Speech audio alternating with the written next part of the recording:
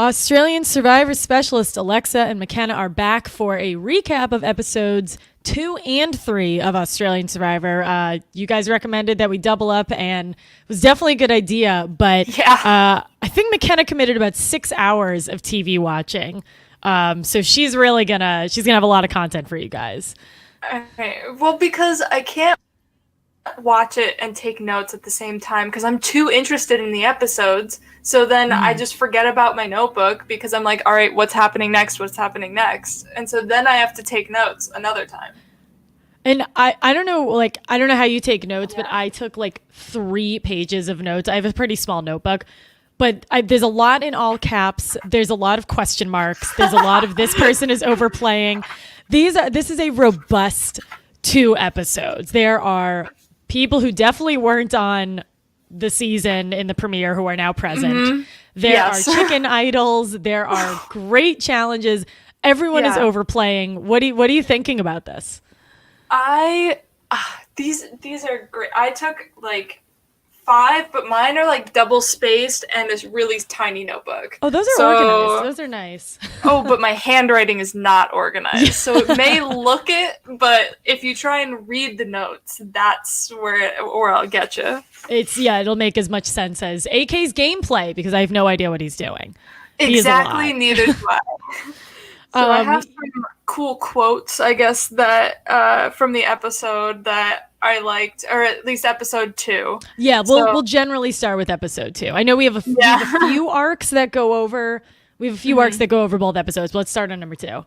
So, I won't murder you in your sleep tonight, but tomorrow is a possibility. And that was Kent right at the beginning of the episode. Like Mr. Papa Bear looking guy. Like he's someone who was like, obviously like a focal point of last episode because he almost went home, was not really a part of either of these episodes. Right.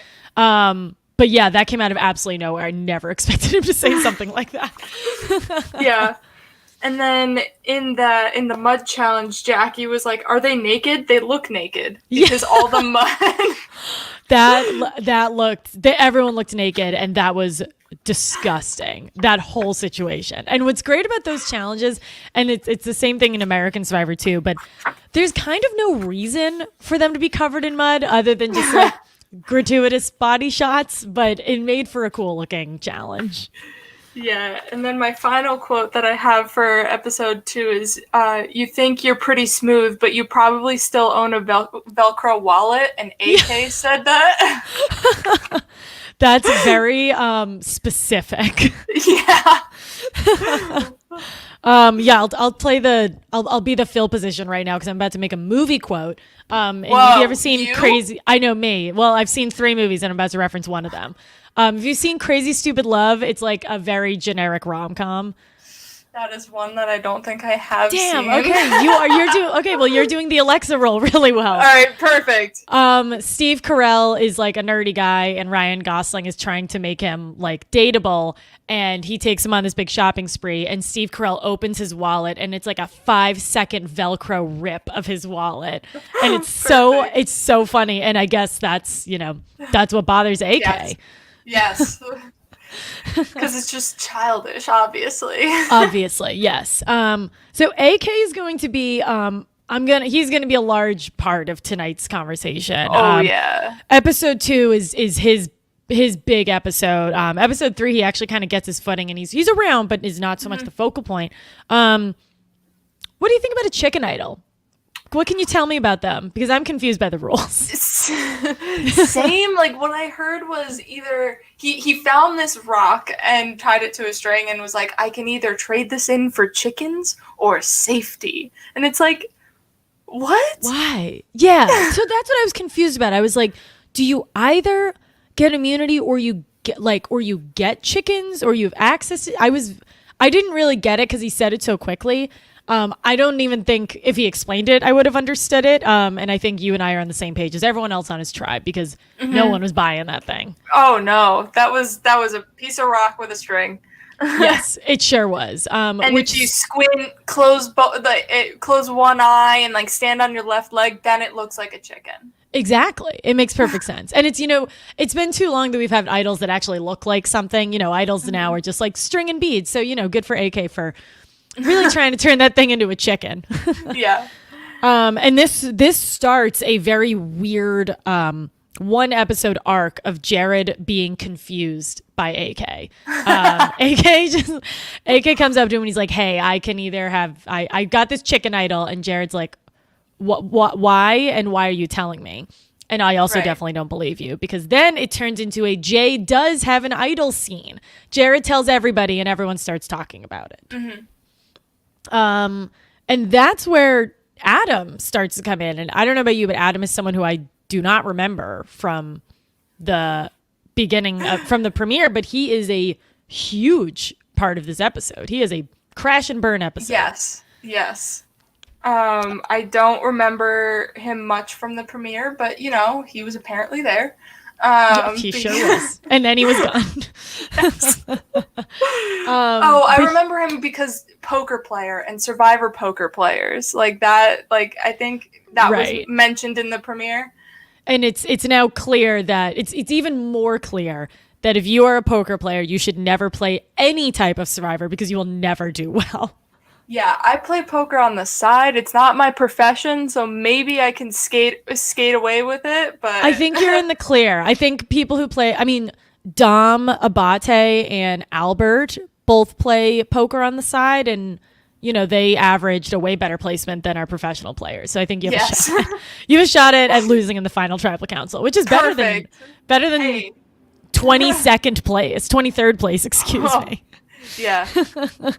But yeah, so Adam starts off as like he's kind of the alpha. And at the beginning, I wasn't really sure how I felt about AK, and I still don't really know how I feel. But at the beginning, I was like, oh, okay, so Adam's going to try to extend the olive branch because AK needs something.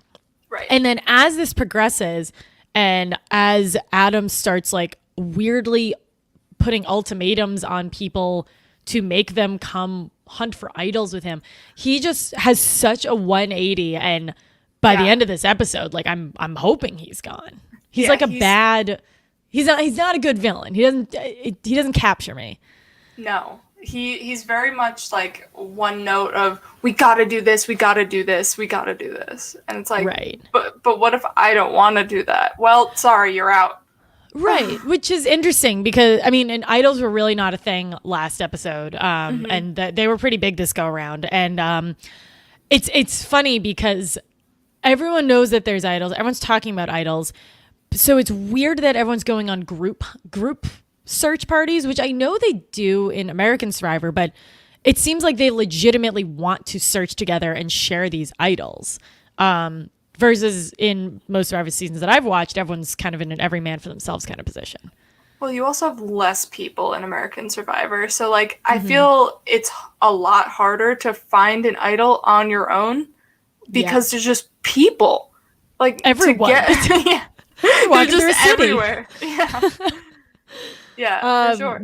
Yeah, that's true. And we actually have clues this time, which is really refreshing. Yes. I know we were talking about how we missed those. That was great.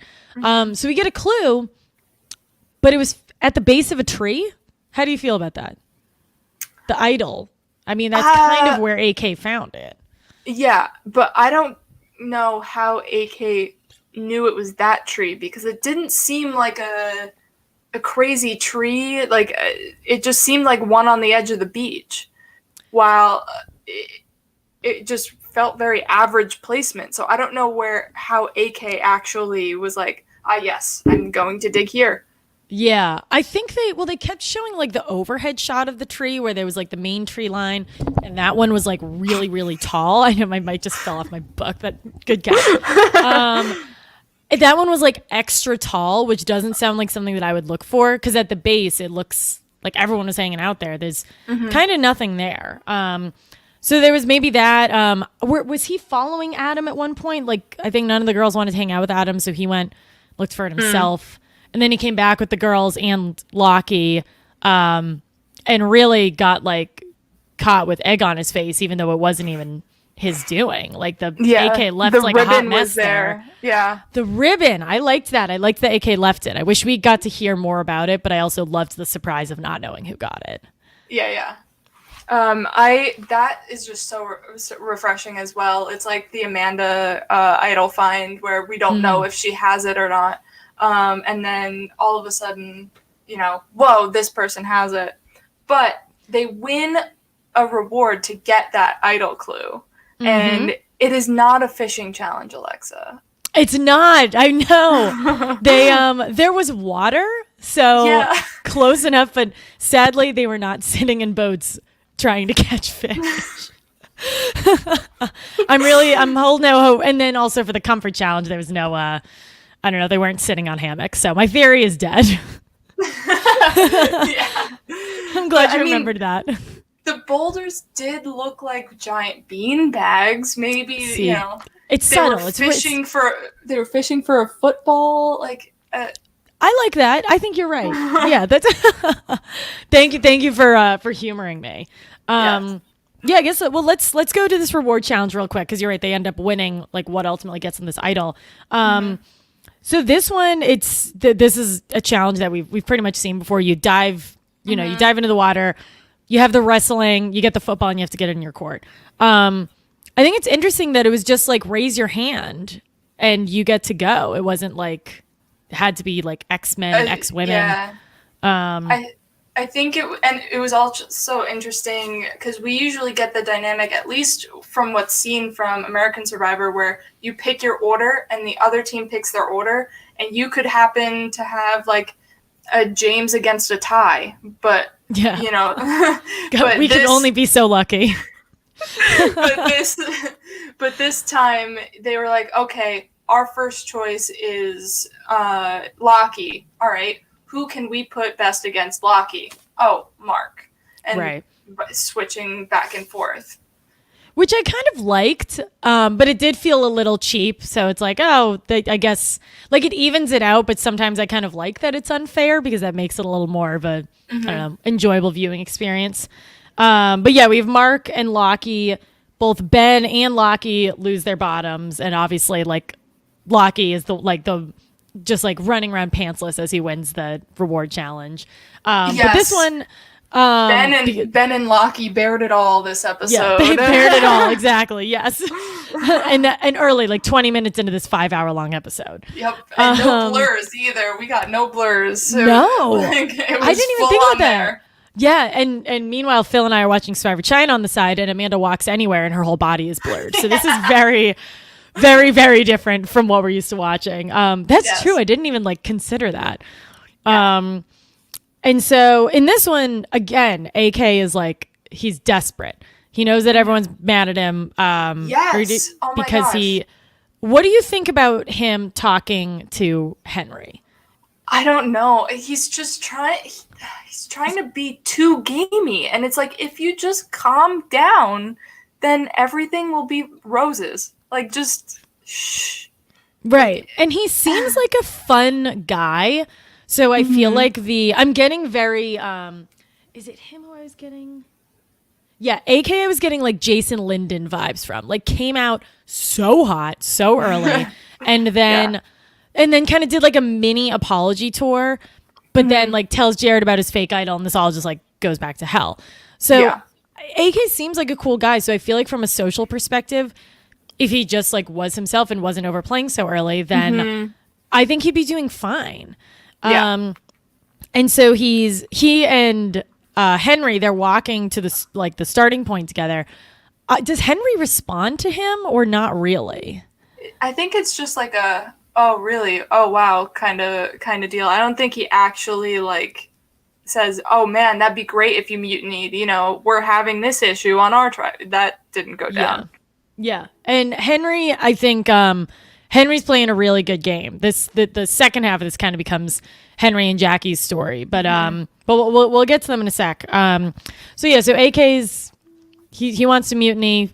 I'm curious if mutinying is an actual point in the game, in Cook Islands, or if he just means hey, if there's a tribe swapper at the merge, I'm down to flip your way. Mutiny might just be the term that they're using. Yeah, maybe it's their version of flipping. Flip. Yeah. Except we heard a lot of flipping in episode 3. Yes, I have a question. We will discuss the definition of a flipper in a Yes. bit. That is like I have like 5 question marks and arrows like pointing to this. So yeah, we'll use the word mutiny for now, and then in however much, whatever 30 minutes or so, we'll talk about flipping. So anyway, so let's tell us about. So they get the canoe, they get the fishing gear. How do they find this idol clue? Oh, well, it's just the 3 of them being real awkward around the boat. Adam, Lockie, and AK. AK sees this idol clue. Adam sees AK see the idol clue. And then AK's like, well, I can't get the clue because they're not leaving from this boat. And so everyone kind of walks away, and then that's when Adam strikes and is like, I'm getting that clue. Go take AK somewhere. It is the most awkward. So it's like this sad canoe. It's like ready to help out. It's ready to go. And everyone's just like staring at it and not actually doing something. Yeah. And AK's using the Hawaiian sling on the sand. Just like, all right, you guys gonna go away now while I like fiddle with this Hawaiian sling? Yeah, exactly. Not leaving. Yeah. And so that makes, again, it all more impressive that AK like doesn't get the clue. I think he probably knew at that point. He's like, I'm not going to be able to get it, so I should just let Adam take it. And then still finds this idol. And, not to jump too far ahead, but then plays it on his best friend, Jared, who is still confused. Yes. And I mean, I can see why he played it, but also, what? I think, yeah. So when he did it, I get it, because Jared has a great quote where it's like they're walking out to tribal council and Jared is just like, don't talk to me. You're really sketchy now. Like, I cannot be in your bubble anymore. Yeah. Because this is after he shows everybody the fake chicken idol, which is even worse. So I get what he's doing, because I think this is like him extending a real hand and saying like, I'm really sorry for being shady. But that's a huge risk, because I think as much as people wanted Adam gone, I don't think that meant they wanted AK there from what we were watching. It was like a lesser of 2 evils kind of vote out. Yeah, for sure. And then over on Asunga, Luke creates a spy shack. He sure does. I wrote that down too. He is, I wrote down, Luke is organized chaos. He is a hot mess, but he's like very controlled. And I think he knows what he's doing. Yeah, him and Jericho are just bromancing it up. They're like, they said they're best friends, but also brothers and also father-son. It's like their relationship confuses me. But there's a lot going on, yeah. Yeah, it's very complicated.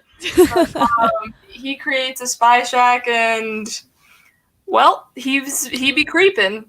He's creeping. Yeah, he's like, I'm creeping. Like, you bet you are, Luke.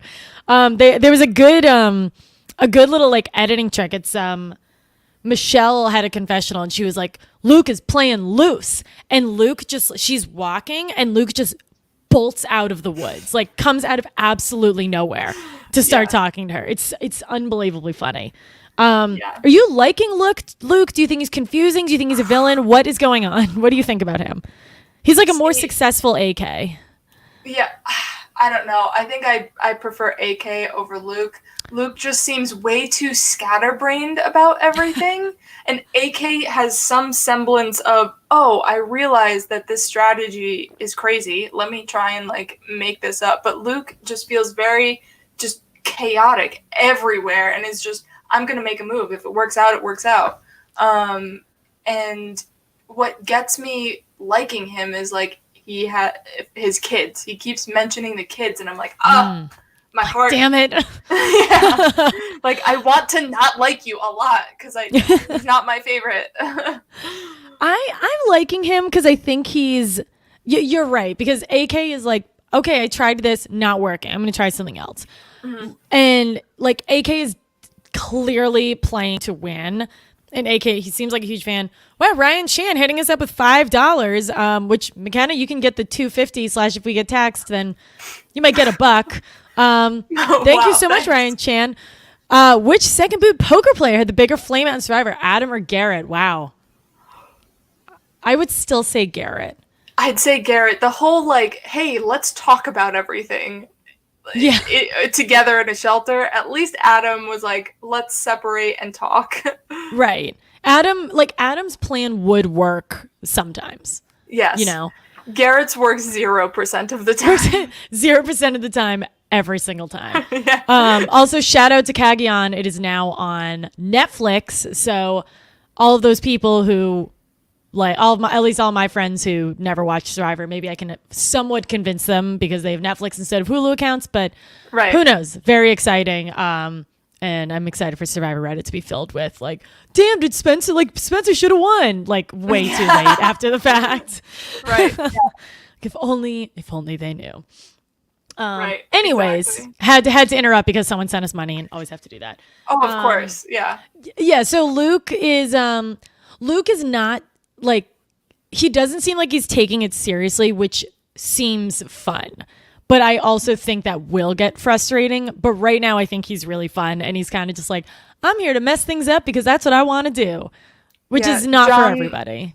John says, Luke is the worst. I would never want to be on a beach with such a wild card. I would rather play. If I was playing, I'd rather play with AK than play with Luke. That is for sure. John also said earlier, exactly 20 minutes ago, AK is the worst. So really just not a good season for John. Yeah, and he also has some choice words about Joan. Yes. So Luke is like there's three main characters on the Asaga tribe in this episode. There's Luke, and then Jackie and Henry, the hot new power couple of the Asaga tribe. Yes. And talk to me about them. An idol. They find an idol clue and then proceed to find the idol. Yeah, find an idol clue at the water well, and then this doesn't seem like a situation where it's going to be disputed, but Jackie finds the clue. Jackie goes to Henry. Henry gets the idol, but neither of them express any concern about being anything other than a mutual idol. Yeah, it kind of, Jackie says under the handle, Henry takes it out from the handle, they read it together, and then Henry pokes it with a stick to get the box down. Yeah. And I'm loving them. I think they're both really great. Henry, originally, like, this is purely just like from a stereotypical thing. I was like, oh, he's going to be the yoga guy. That's not for me. But he's so not that. And their dynamic is, this is, again, very stereotypical, but it's very Malcolm and Denise. And I'm sure, like, Jackie is, I'm sure they're, like, probably not that far in age, but I'm really liking them because they are not an obvious couple. And we will get to an obvious couple in a few minutes. But I'm really liking their positioning at this point in the episode. They have a mutual idol. Luke's causing a mess. Sam is, Sam's pissed. The and she's the kingpin, leader. so to speak. Yeah, I don't buy that for a second. So I'm really liking them. I'm a huge fan of the two of them. And Peter quickly mentions that he hates the outdoors, and yet here he is on Survivor. He did a Survivor training camp and then was like, never again, and then is now on Survivor. It's the SpongeBob, like 3 hours later, me on Survivor. So you took a Peter note. My Peter note said, "Who is that?" I didn't know who he was. Yeah, I think he's pretty. So that's why pretty. I like him. He's got good hair. I support that. Yeah, I like the way he looks, so I noticed him. Yeah, I'll gotta be honest about it. Yeah. All right, so let's go to this immunity challenge, which we've kind of already briefly touched upon. But what do you think about the challenge itself? Because I thought part of it was kind of pointless, but I also thought it was really fun. My question is, what constitutes as a tile break? Because with American Survivor, they're usually tied on all four sides, and you have to disconnect 3 of them for the tile to be considered broken. But they were only tied by 1 knot and like dangling. So what makes it broken? It seemed like as long as you chip like any of it or more than half of it, because I thought it like the whole thing would need to fall. And then my favorite part is like you know that like you know that Jackie's about to throw the winning shot because like the music's getting exciting and everything stops, and she throws it and it hits the ground and then bounces up and knocks off the last tile. Yeah. I don't know if that. I guess that would have flown in American Survivor. I think that would have flown in American Survivor.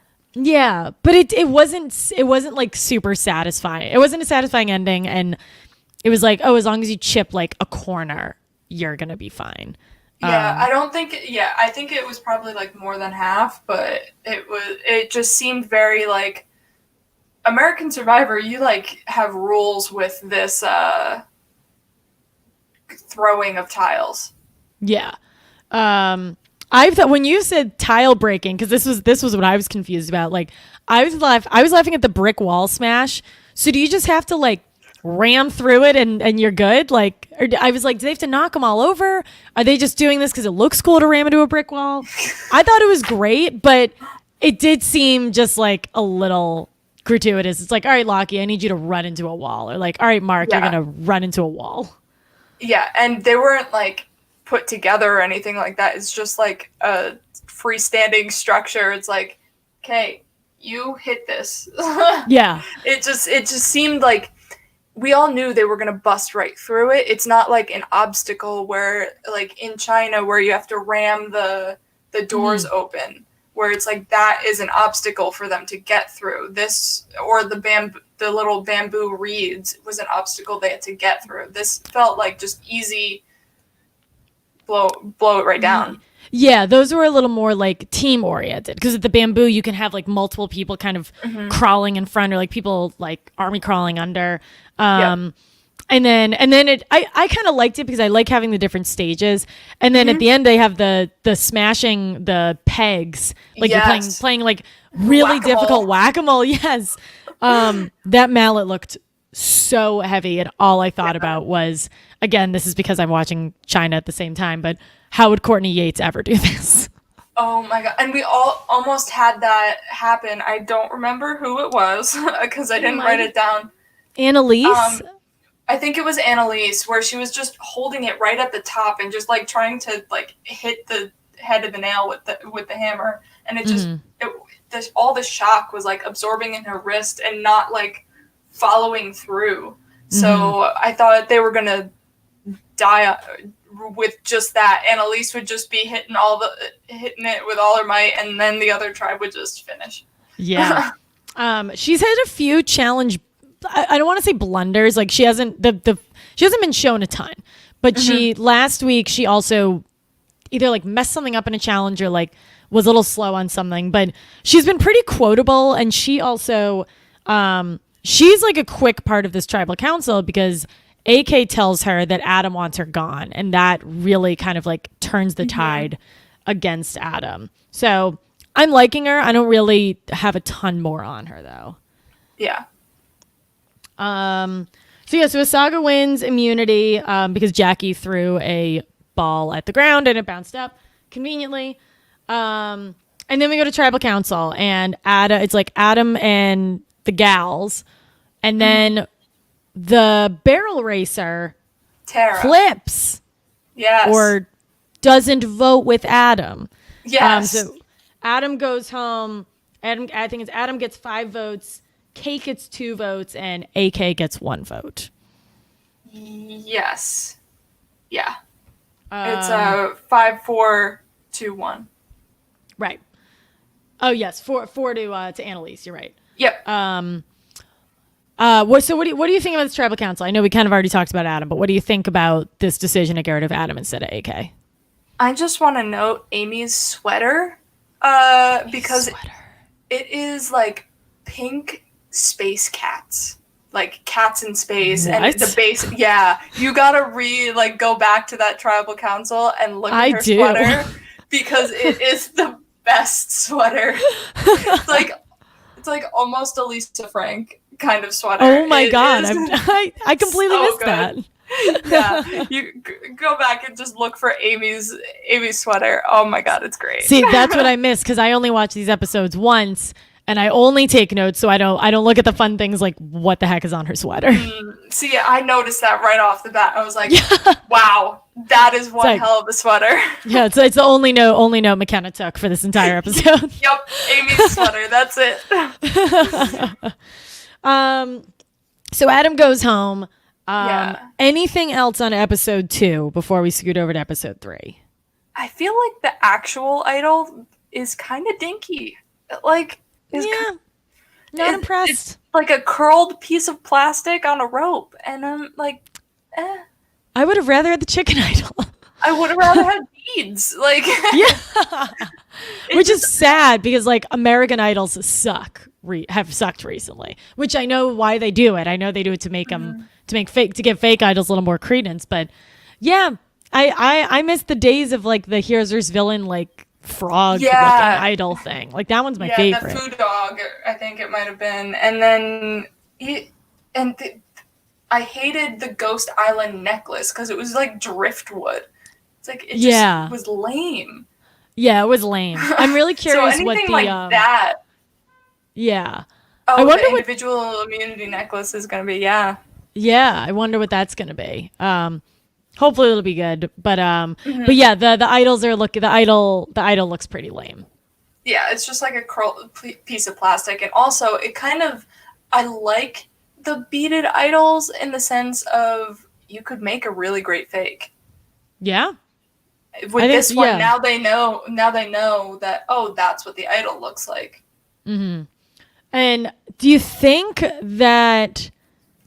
How prevalent do you think idols are going to be? Do you think it's going to be the same rules as American Survivor, where every time it's played, there's going to be a new one coming in? Do you think they're going to do you think they do different types of idols? I really don't know. So I don't know either. I think it's probably going to be replaced. But I think once it gets to the merge, like they have the Samatau, Asanga, and Merge Tribe idols, but once the Samatau and Asanga idols have been played, they're out because you're no longer with those tribes and beaches. It's just the merge idol reappearing. That's my favorite way of how idols have been played. I don't like when they re-put in the other beaches idols. It just makes for too many. I fear that they might just because there are more people, but I hope so too, because the game, like the idols were a huge part of this specific episode. They're not really referenced much in episode 3.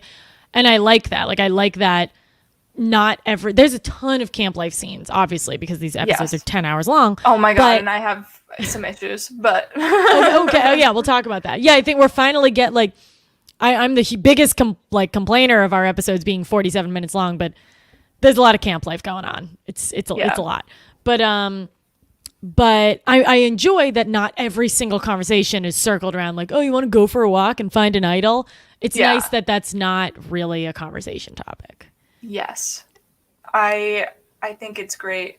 My issue with it is there's so much strategy talk in between the reward and the immunity challenge that we don't. Like, we got all this strategy from Asanga, and it didn't even matter. Like, why are we like learning all this strategy when we can put that into an episode where it matters? Yeah, I think it's nice to have, because I don't think, like, I mean, again, we're only 3 episodes in, but I don't think we'll ever get to a point where we're like, well, why did that person go home? Because we'll always have the backstory. But I'm with you in that because these episodes are so long, you can still tell that story in the whole episode.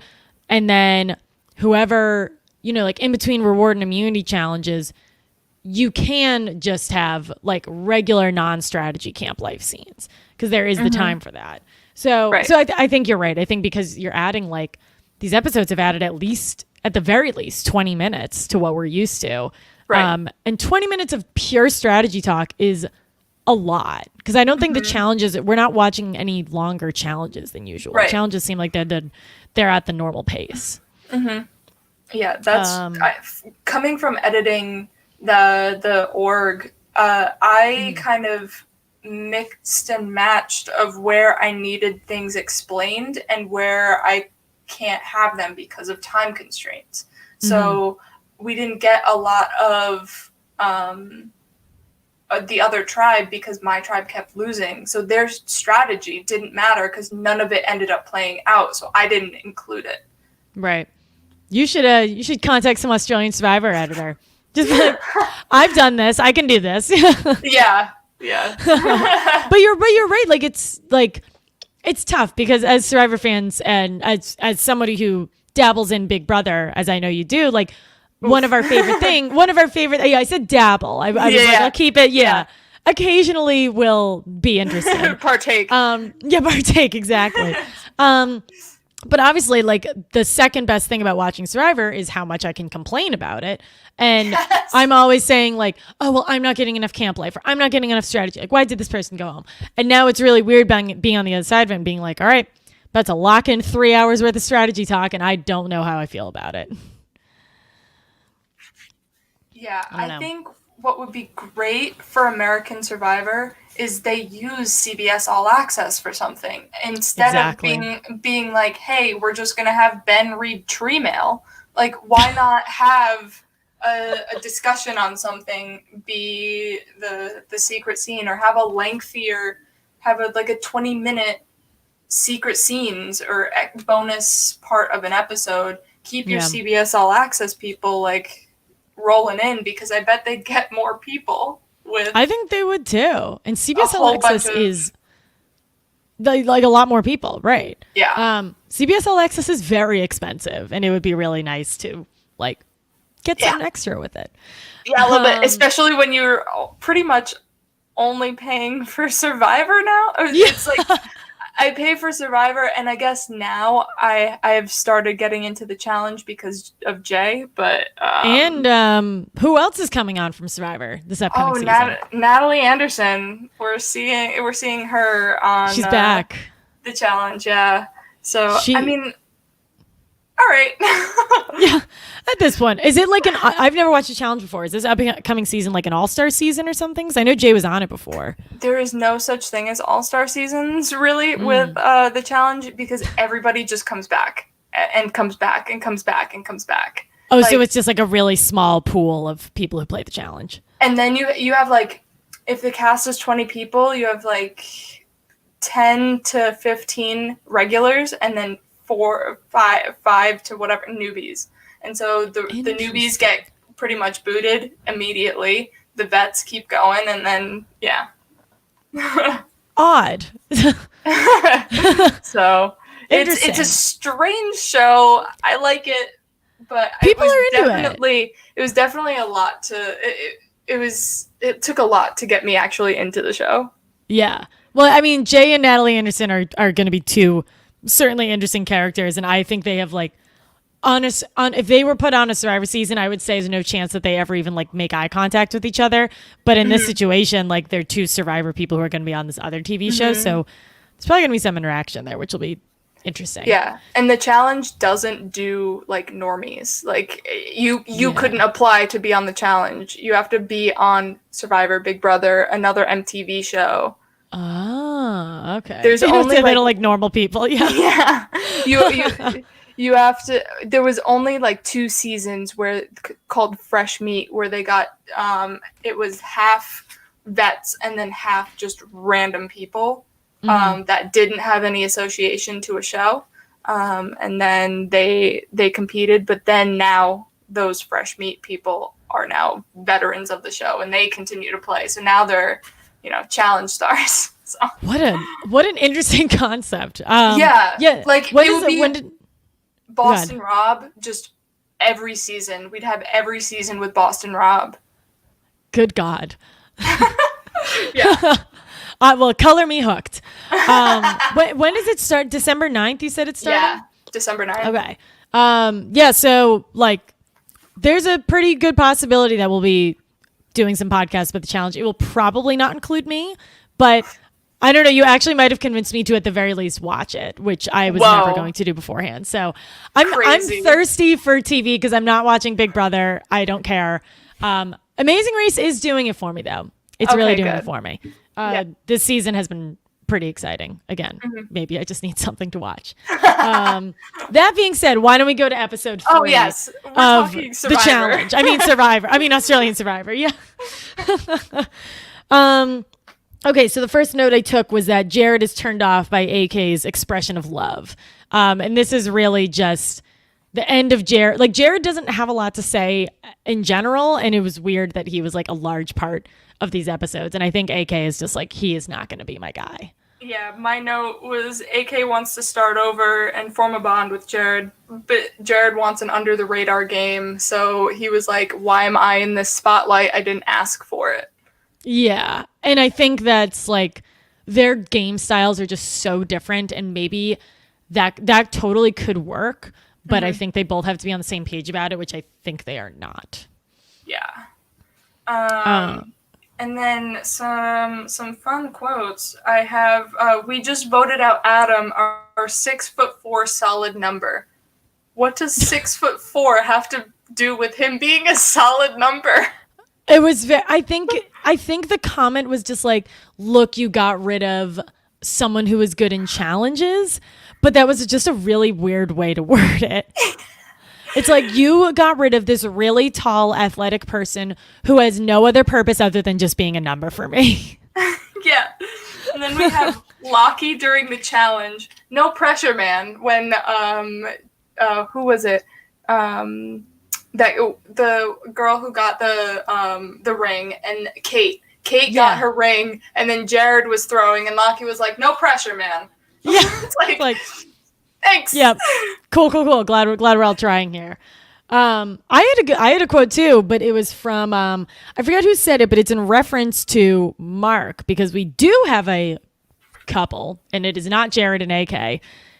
Someone said, never trust anyone with too much facial hair, and then they cut to Mark, who has like a really patchy beard, which I thought was really funny. Yeah. Okay. So military Mark and Sam. We love military Mark, and he's really just not. My note is Mark and Sam, WTF, caps, exclamation point. Like, you can't do that. Like, you just can't cuddle up with, I guess, the same sex with the opposite sex, because they will automatically assume that they're together. But on the other hand, we have Luke and Jericho cuddling up, and everything is peachy. They don't it's a double standard. Yeah. Yeah. So I'm like, okay, great. I can hit on a girl on the island and cuddle up with her, and no one will suspect anything. I think it's a great strategy. No one will have a problem with that. We're just gal pals. Yeah, it's either it's like your gal pals / like, what are Jericho, like, mother daughter bond? Like, it's just like anything except for it being a power couple. So you know what? Exactly. I hope when you play Future Survivor, no one who you play with is listening, so that they won't know that this is your strategy going in. Oh yeah, right. So and this is what's so frustrating about like power couples. I don't even like the word power. It's like lame couples, because none of these work out. There's nothing powerful about them. Yep. Like, Mark is just like, I know this is dumb, but she's so pretty, and like, I think he said, like, if we met in real life, it would be chaotic, which is a very weird thing to say. And Sam is just like pissed, I guess, from last episode when she didn't get what she wants, and so now she cuddled up with Mark. I think it's a terrible idea, and not to jump too far ahead, but also like sends Mark off to do things for her. Yeah, and she's like, all right, let's go take a nap. Let's do, like, you and me. We're gonna cuddle and take a nap. I'm like, get out of here with that. It's like, you're better than this, Mark. We really liked you. Yeah, and he's gonna use all his like special agent training to like walk behind them to the well, and I'm like, Mark, please. It's like, Mark, you need to take a page out of Luke's book and learn how to be a good creeper, because he's not good at creeping. He is not good at creeping.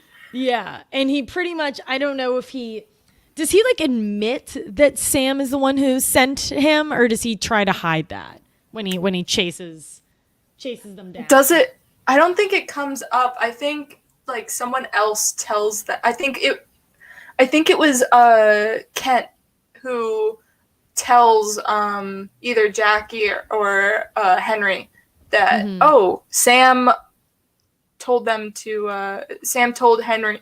Sam told Mark to go chase after you guys. Yes, I you're think right. Kent Also, told them. great job with everyone's name. That was good. It's still a little I'm tough. We're not trying. quite there yet. It's all the blondes that get me confused. Yes, there are quite a bit of them. Yeah, so Kent again, like popping in for one scene and then like is nowhere to be seen after that goes down. In the challenge, he's very much seen. Oh, he is. Yes. Yeah, he is present and accounted for in that challenge. Yeah. But so this couple really kind of, so there's, they alluded to this at the beginning of episode 2, so I'm going to go backwards for a second, but it seems that like there's 2 different groups of 4 or 5, and one of them is Henry, Sarah, Jackie, Mark, and Sam. And so this is where that group, I can't imagine they're that strong because they only went to one tribal council together, and at that point it was 6 days ago, but you've kind of 2 couples now.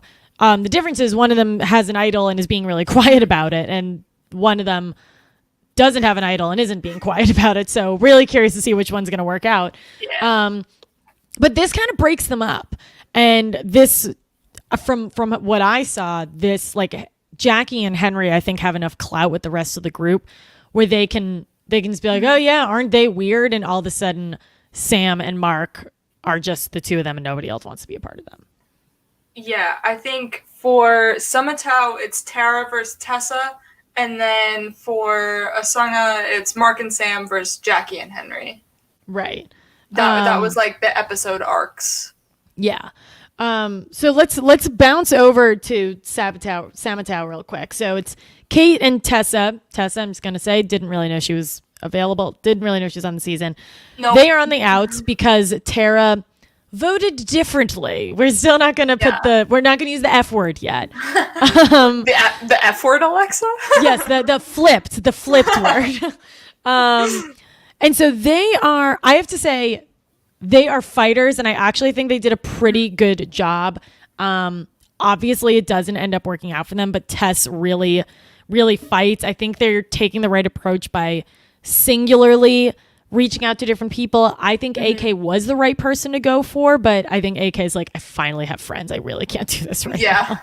Yeah. I feel like if Asanga went to tribal and they had another like couple days to get in with AK and kind of weasel their way in, maybe for the next vote they could pull him over. But yeah, I was hoping for a coup, but no. Yeah, I know, but because it's not like this is a down the middle vote. Like it's 2 against everybody else, so it's not like a particularly exciting battle. There's a little bit of tension between Tarzan and Lockie. Yes, the father and son, which we loved in the premiere, and now all of a sudden they're butting heads. It's a lot of father and son dynamics this season. It's very weird. This is what happens when you cast people above the age of like 32 on a season. Wow. Yeah, we loved them, and now they have like very weird like man tension where it's just like, oh no, but I want to build this. Like it's all like shelter stuff.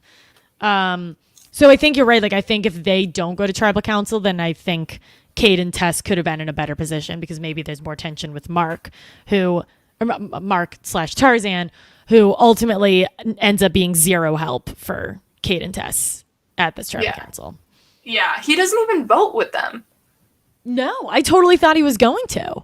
Yeah, and in the preview for the next episode, it's like Tessa and Tarzan at the bottom. And it's like, what? How are they like?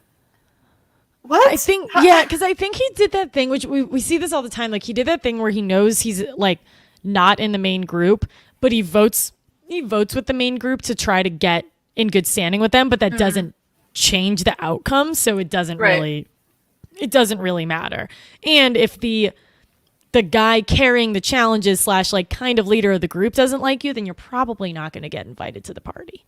Yeah. And he also said he's like empathetic toward people, which you need to have in Survivor in certain aspects. But then the way he's doing it, it's just, it's not the right way to be empathetic, where he's like, oh, she's on the outs, let me work with her and give her an idol. when he needs to try and like get in and form a break off group from that bigger alliance. Right. And AK actually says something pretty much exactly like what you just said. AK, he has a confessional right after he talks to Kate, and he's like, I'm down to make a move, but why should I do this now? Like I just got in, like there's no reason for me to make a move for the sake of making a move. So maybe that's where Tarzan's head was at too. But again, doesn't end up working out for them.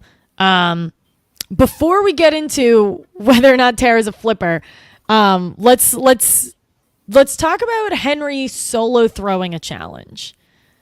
What are your thoughts on that? You can't I don't think with that many people a solo throw is able to work, because he wasn't the one putting up the bamboo. He wasn't really doing anything with the bamboo to try and make the tower fall. So the only things he was doing, he was paddling weird, but that's 1 out of 11. And then he forgot the key on the raft. So that's what he ran back to get it. He didn't like leisurely stroll. And then I don't know if it was his plan for Kent to dive down, but it didn't seem like he was the strongest one to be the retriever of the key. So that was a lot of knots too. Like that was a hard dive. And Lockie wasn't even big enough to like reach with his head and his arms down so it must have been pretty deep. Yeah. You're right. Maybe he like found a way to nominate Kent to be the diver, and like you said, like paddling can't really change anything. And I'm trying to think of what position he could have been in the log stacking, and because of like his stature, he should have been someone who had someone on top of him. And then he could have like, whoa. Right. But maybe that's really dangerous. I know. Yeah, but I mean, hopefully he could have like, whoa, and like controlled, because it seems like he has some muscles on him, and I feel like he can control that kind of movement, maybe. So yeah, I think if he had, I mean, I'm surprised he didn't tell Jackie, and we'll talk about, we'll like hear more about this next week, because obviously they end up winning this challenge, so it doesn't end up mattering. But I'm curious, like what his thought process was on that, because when you're with 11 people, one person, albeit like a big muscular guy, is not going to change it. And also they're building these statues or these towers with square bases. Triangles are always steadier than squares, because I feel like it'll just like wiggle and fall off. So props to them for actually getting things stacked. Yeah. Were they both squares? Yeah. Both of them just had squares going up. And these challenges, I think someone said it in the chat last week, but these challenges look so dangerous. Well, they're always so high up. Yeah, we skipped the reward challenges. I mean, let's go to that. Oh my God, that was so high up. Yeah, it was that, and then Kate just takes a nosedive when they push the ball in the hole, and then Lockie's like, "What the hell, Tarzan?" Which I didn't even really see how Tarzan was the one that made Kate go in the hole. I didn't see how that was in, but she just like dive bombs in there. That was very scary. Or was it Ziggy? No, it was Ziggy. It was Ziggy who fell. And I think. Oh, I wrote Kate. So okay. So it's one of the two. Yeah, we'll get there. But that looked terrifying, because that boulder was not light. Well, it seemed like it was very bouncy. Like it seemed like it just an inflatable kind of thing, where not like a Gabon. Oh yeah, that's right. Because John really liked Ziggy, so he knew it was Ziggy who fell. It was we have a Ziggy stand. Someone's got to do it. So. Yeah, I have Hot Model Sarah. He has Ziggy. Hot Model Sarah. I totally support that, guys. And the tightrope walk on top of the ball, I would have had a meltdown if I was stuck doing that job. It's hard to control the people underneath you because it's so high up, and you have to scream to them, being like, "All right, keep it moving. Wait, you're pushing too fast." Like, Jackie was like, "Can I get a footing before you start rolling this thing?" Yeah. Also, it's oblong. Yes. It's not a sphere. It doesn't roll correctly. Yeah, as we saw, like there were a few times where her legs were dangling and only her like fantastic biceps were keeping her alive. She's a total beast. Like she's really great in challenges. Oh my god, ripped. But she gets put in these like hero positions a lot. She's the one throwing the tiles. She's the one doing like the circus games up there like that. That looked horrible. And then even like that ring toss thing, like that looked like that was 20 or 30 feet up in the air. So yeah, that challenge was insane. And I'm shocked. And everyone was like, "Kate or Ziggy, you okay?" And she's like, "Yeah, I'm good." And then that was it. And then in the immunity challenge, Kent gets bonked on the head with a thing of bamboo. He does. That guy's taking a beating. Yeah, first he like dives down and has no breath and can barely get on the raft. And yeah, like cannonballs. Like, yeah, thank you for your help, Kent. Here's some bamboo. Bonk. Yeah, that was bad. And that's another one where they're making a very like loose structure, and people are just like they're like standing on each other's shoulders, and it looks so unsafe. And I'm loving it because these challenges are way more exciting than what I've been watching in recent American Survivor seasons. Yeah. But man, I am like at the edge of my seat, like hoping no one dies.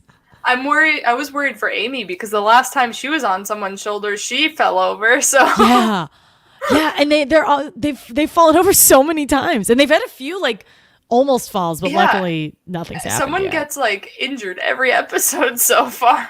Yeah. It just like the I guess it's in Game Changers when they're doing in Winners at War. Yeah, Michelle and Andrea falling off that thing, like that's the scariest fall we've seen, and we've seen this happen 3 times in 2 episodes. Yeah. It's nuts. Like Michelle and Andrea could have like broken limbs. Yeah. So curious if there'll be a medevac, but I don't know, these people are tough. They're really impressive. Yes, for sure. So to Henry's dismay, Asaga wins. Yes. And then, and I don't think he's like super upset because again, if he really wanted this, he probably would have told more people. But I think he's also fine because I think Mark and Sam, well, I mean, realistically, Sam is going to be the one who is going to be in huge trouble no matter when they go to tribal council. Yeah, and everybody was telling Sam, like, "Oh, I've never heard your name. I've never heard your name." But then in between the challenges, Hot Model Sarah tells Sam that, "Oh, yeah, I've heard your name be thrown out from a couple of people." She didn't say who, but... Yeah, just dropping that little bomb right there. Yeah, and so Sam's like, "What?" Yeah. I think Sam's in some trouble because not only has she paired up with a guy who is incredible at challenges, so they're always going to pick him over her, but also she was kind of like the kingpin of the premiere, and when you put those two, and now she's been, like she's not as strong as she was, then she's, Also, the girl always goes in the girl-guy relationship. The girl always goes first. Yeah. So, which sucks, but if she studied up, she would have known that happens. Yeah. Like, no matter how cute Mark is, like, you stay away from him. Exactly. Wait the 100 days that you have to play, and then go put talk Luke to him. and Jericho in between you two, so they cut. They're the happiest cuddlers in Australia at that point, or in Samoa, wherever they are. Yeah. Okay, so biggest question of the night. Is Tara a flipper? So let's talk through this. The way she explains it, I would say no.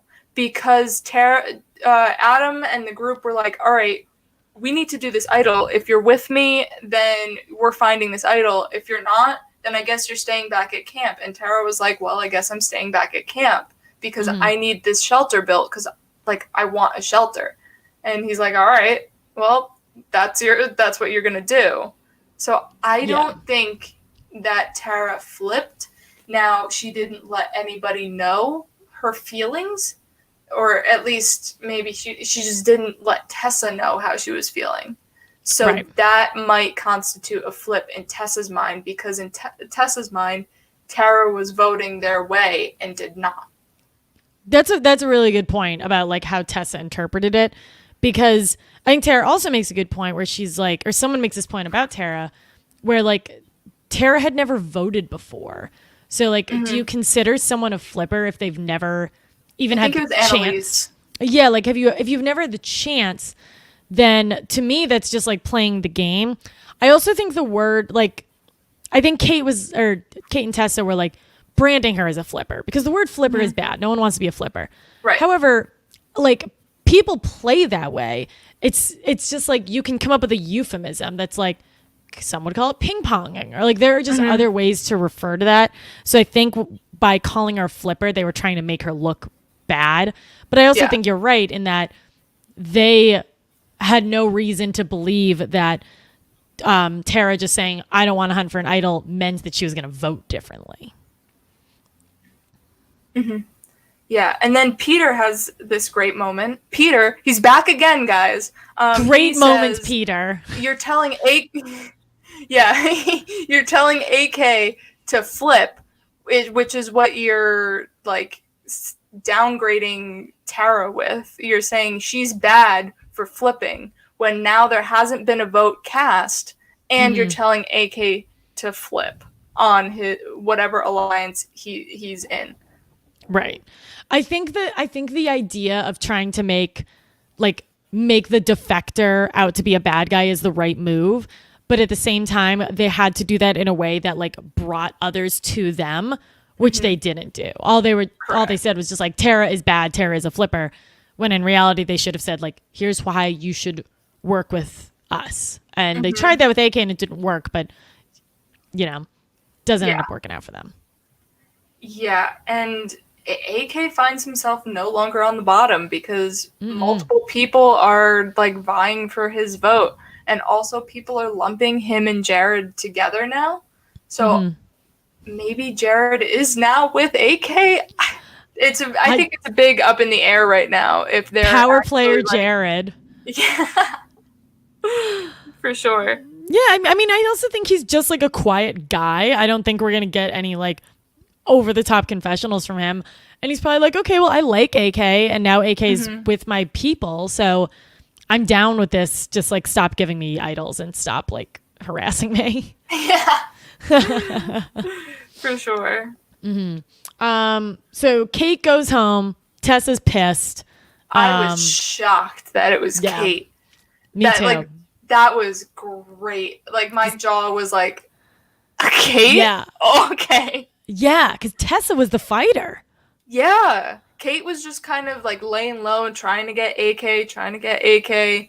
And when he wasn't biting with Kate, Tessa kind of was doing the last ditch effort at Tribal, but Tessa was really like gritty during the entire thing. So wouldn't you want to get the fighter out? Yeah. That's what I would have thought. The person too. Who's better at challenges according to the group, and the less of a fighter, I guess. I guess maybe you leave the fighter because she's now made enemies and Kate hasn't so much like antagonized anybody. But I think you're right. I was and normally when it's like between two like lame ducks, I'm like, okay, well I don't really care. But I was very shocked that it was Kate who won. Yeah, for sure. One thing I noticed that the host says is, I'll go count the votes. Yes. He always has Jeff like says one word. Tally. Yes. Yeah. Did you notice he also says pack your gear? No. He's always like pack your gear, head back to camp, like pack your gear. I'll like talk to, it's weird because he finds like one word that Jeff says and switches it, and everything else is the exact same. Yeah. And he also pronounces buoy boy. So like go get the boy. go get that boy. Swim out to the boy is a quote that I had. Like there's a little boy just like floating around with like a flag. Like yeah. I totally missed that. Well, that's the best part. I love Australian accents, but like there's like 5 to 10% of each episode that I miss because I genuinely don't understand what they're saying. for me, it's like I have to watch the episode. I can never just like do something while watching it because you have to see who's talking. Right. Like I'm rewatching Survivor China and I can like passively like eat or just like clean or do something else. I cannot do that with this. I am like locked in when I'm watching. Yeah. 100% for sure. Yeah. What else do you have in this episode? Those were all my notes. I didn't have as much. Episode 3 was like a little more straightforward than episode 2. Yeah, those are all my notes as well. Wow. All right, we did it. Yes. We did it. So I think the two episodes per week is probably a good call. Otherwise, we'll be here working till spring. Yeah, if we're lucky. Yeah, and Survivor still won't have filmed, so really can take our sweet time here. Yeah. McKenna, would you like to take a stab at taking us home? Even though I guess I'm the one who knows the most of our schedule, but let's see what we can do here. All right. Well, on Wednesdays we have The Amazing Race directly following the episode, so that would be at 9. And then after that podcast, the China Recap podcast. Do you have any patrons on this week? We actually or is it presently just do you not. and Phil? We are working on scheduling, but at the moment we do not. So it may just be Phil, Alexa, and Phil. I'm going to go first. Okay. Yes. And then follow on Instagram, Twitter. Twitter is Specialist Without the Vowels, Instagram. And then become a patron, $20 patron. Hell yeah. It's the best. You don't have daily content right now, but if you sign up now, you'll have so many days worth of content, and I highly recommend becoming a patron because it's just an awesome community here with the Specialists. And join our Facebook group. We may or may not have a trivia game coming up soon, so that's for anybody to compete in. We'll be posting about it on both the Patreon, the patron page and the regular Facebook page. So you can sign up and be a part of it. Half of the money goes to the winner. Half of the money goes to a charity.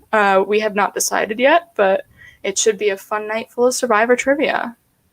That was fantastic. You did a great job. Thank you. You got you did the you can find us on Twitter with Survivor Specialist without the vowels. Yes. Because I always find that just so funny. It's so annoying. I know.